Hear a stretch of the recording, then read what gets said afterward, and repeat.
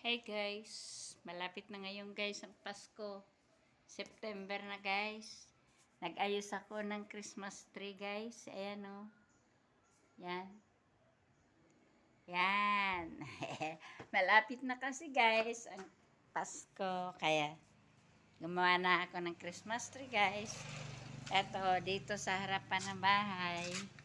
Yan. Yung anak ko, kahanap buhay siya guys. May ano siya guys, may barbershop guys. Ayan. Ayan. A-apply ngayon yung anak ko ng trabaho guys.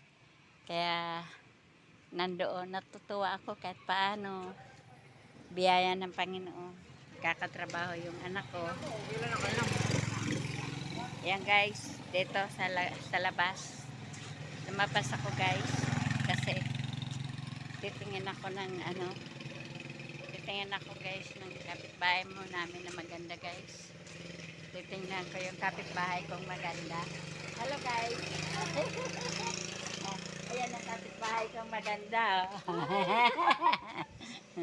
Hello guys. Ayan yung namin yung kapitbahay namin na nagpatayo ng church. Tingnan mo yung